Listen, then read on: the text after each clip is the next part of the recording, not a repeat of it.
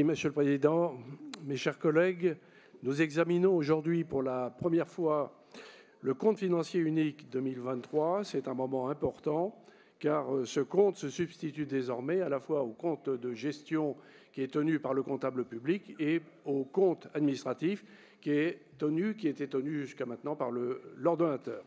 Et je suis évidemment très heureux à cette occasion d'intervenir dans le débat.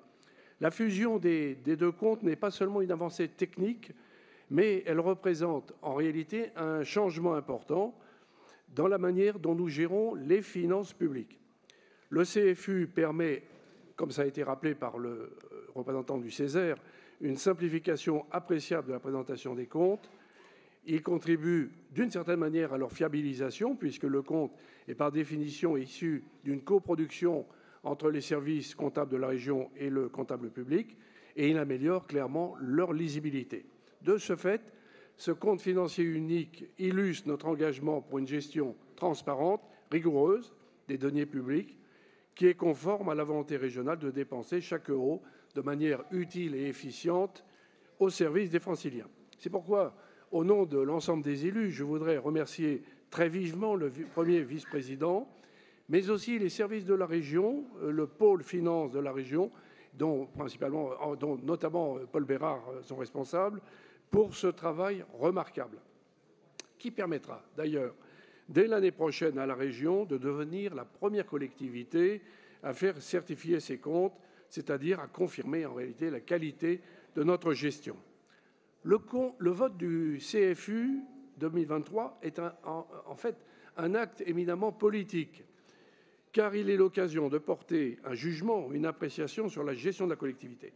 Et je voudrais saluer, évidemment, la qualité de cette gestion de la région, dont la situation financière est très solide et qui investit massivement. Comme cela a été rappelé par notre présidente et par le premier vice-président, 2023 restera dans les annales une année exceptionnelle pour la région en matière d'investissement. Avec un montant de 3 milliards, nous atteignons un niveau record d'investissement Mes chers collègues, qui est le double de celui qui avait été réalisé en 2016. Et je voudrais aussi dire que le taux d'exécution de 99% est tout à fait exceptionnel au cours de cette année 2023. Plus de 2 milliards ont été concentrés sur deux priorités, les lycées et les transports. Et de fait, la jeunesse a été l'une des grandes priorités de l'année 2023. Pour les lycées, plus d'1 milliard en autorisation de programme ont été affectés, dont 443 millions pour les travaux de construction et de rénovation des lycées. Chiffre qui est d'ailleurs à rapprocher du PPI lycée qui a été porté à 6,6 milliards, ce qui est un niveau tout à fait exceptionnel avec une augmentation de 600 millions.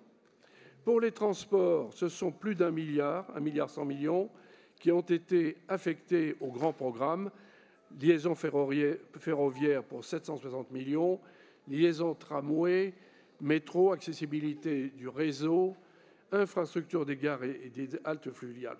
Et je rappelle que le contrat de plan à 8,1 milliards est à un niveau tout à fait considérable. En portant sur tous ces sujets qui impactent quotidiennement la vie de nos concitoyens, la jeunesse, la transition écologique, la sécurité, l'environnement, la solidarité, ces investissements records améliorent la qualité de vie des Franciliens tout en renforçant l'existant.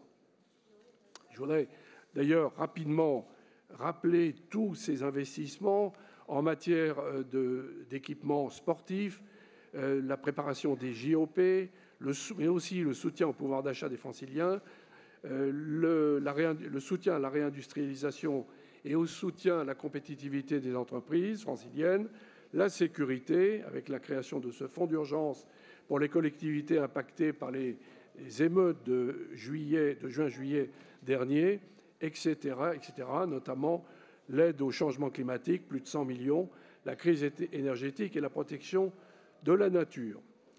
Cependant, malgré l'imprévisibilité de certaines catégories de ressources et malgré aussi la faible progression des recettes de TVA, c'est un peu une déception, il faut le dire. Nous attendions une progression plus dynamique, mais la TVA est assise sur la consommation et non pas sur la richesse économique. Nous avons su, en 2023, allouer les ressources nécessaires pour répondre aux besoins tout en continuant à préparer l'avenir. Ces investissements de 3 milliards ne sont pas le fruit du hasard, mais le résultat d'une politique volontariste clairement assumée.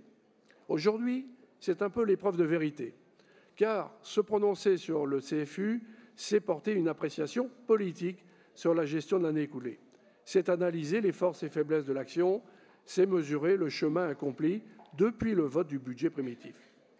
Or, aujourd'hui, à l'examen du CFU, nous pouvons constater et dire que malgré ces critiques véhémentes exprimées, émises lors du vote du budget primitif, nos engagements ont été tenus. Que n'avons-nous pas entendu dans cette enceinte en décembre dernier lors du vote du BP 2023 ? Eh bien, nos engagements ont été réalisés.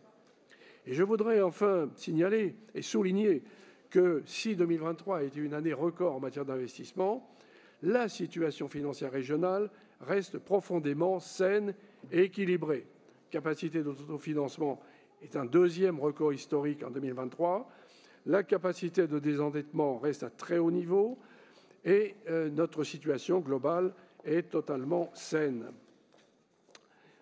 Il faut ajouter, pour terminer, que cette politique régionale nous permet de conserver des marges de manœuvre élevées et donc de pouvoir répondre sans retard aux événements, aux aléas qui impactent la vie des Franciliens, et notamment la création de ce fonds d'urgence destiné aux collectivités, qui est tout à fait important pour les collectivités. Voilà, je voudrais, en terminant, remercier notre présidente pour l'excellence de la gestion de la collectivité, remercier notre premier vice-président et les services régionaux pour cette gestion et réaffirmer avec l'ensemble de la majorité régionale notre satisfaction et notre fierté d'appartenir à cette collectivité, la région, qui à la fois est très bien gérée, mais qui investit aussi massivement pour le présent et pour l'avenir. Merci à vous.